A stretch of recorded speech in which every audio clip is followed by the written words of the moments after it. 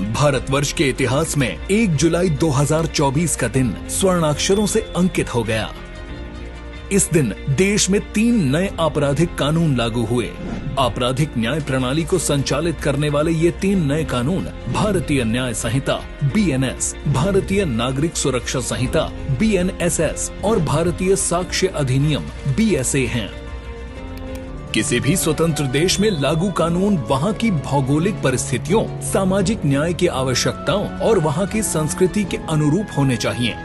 इससे पहले देश में लागू IPC, CRPC और भारतीय साक्ष्य अधिनियम अंग्रेजों द्वारा बनाया गया औपनिवेशिक कानून था, जो दंड देने की अवधारणा पर बनाया गया था और इनका मूल उद्देश्य औपनिवेशिक शासन को बनाए रखना, भारतीय संसाधनों पर नियंत्रण रखने के साथ लोगों में राजकाज के प्रति भय बनाए रखना था।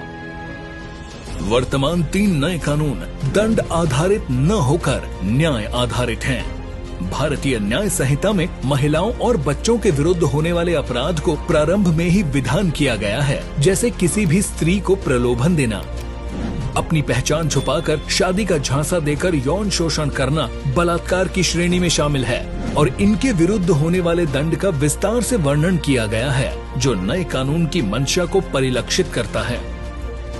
माननीय प्रधानमंत्री जी की अगुवाई में भारत के आपराधिक न्याय प्रणाली को इन 3 नए कानूनों के माध्यम से पूरी तरह से बदलने का प्रयास किया जा रहा है। नए कानूनों में कई अहम जरूरी बदलाव भी किए गए हैं, जैसे 124A राजद्रोह की धारा को समाप्त कर धारा 152 जोड़ी गई है, जो भारत की संप्रभुता, एकता और अखंडता को खतरे में डालने वाले कारणों से संबंधित है। इन 3 नए कानूनों को विवेचना में वैज्ञानिक और तकनीक के सभी पहलुओं को ध्यान में रखते हुए बनाया गया है। घटनास्थल की वीडियोग्राफी और फोरेंसिक जांच को अनिवार्य किया गया है।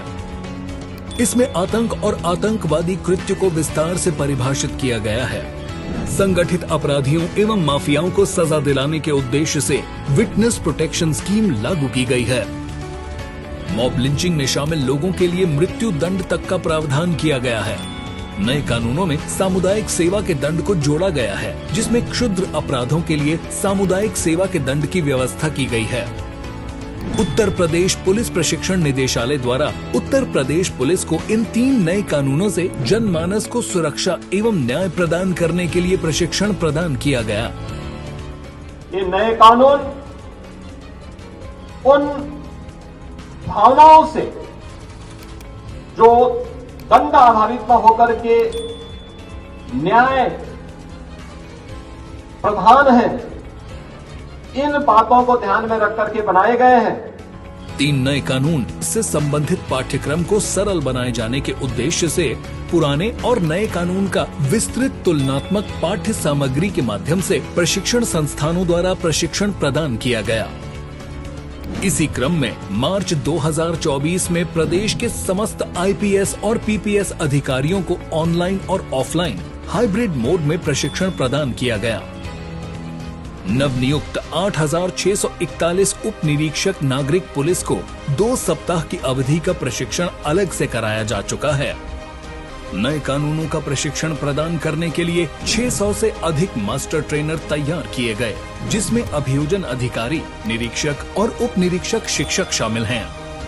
भारत सरकार की तरफ से वहाँ भी हमारे अधिकारी जाके पहले मास्टर ट्रेनर्स हम लोगों ने ट्रेन कराया। उन लोगों ने आके कालांतर में चीज़ों को ट्रेन किया।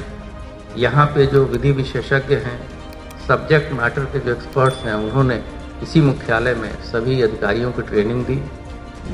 मिशन कर्मयोगी के अंतर्गत प्रचलित iGOT पोर्टल पर उपलब्ध प्रशिक्षण सामग्री से भी प्रशिक्षित किया जा चुका है। 3 नए कानून से संबंधित सरल और प्रभावी ढंग से हिंदी में लगभग 10-10 मिनट के 29 वीडियो तैयार किए गए। ये वीडियोस तथा समस्त प्रशिक्षण सामग्री उत्तर प्रदेश पुलिस प्रशिक्षण पोर्टल पर अपलोड किए गए हैं।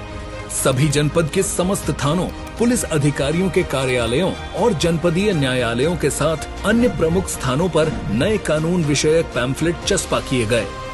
उत्तर प्रदेश की जनता को सुरक्षा और न्याय प्रदान करने के उद्देश्य से न्याय आधारित इन 3 नए कानूनों भारतीय न्याय संहिता BNS, भारतीय नागरिक सुरक्षा संहिता BNSS और भारतीय साक्ष्य अधिनियम BSA से परिचय करवाने के साथ ही 30 जून तक प्रदेश के सभी बीट आरक्षियों, मुख्य आरक्षियों का प्रशिक्षण कार्य पूर्ण हो चुका है।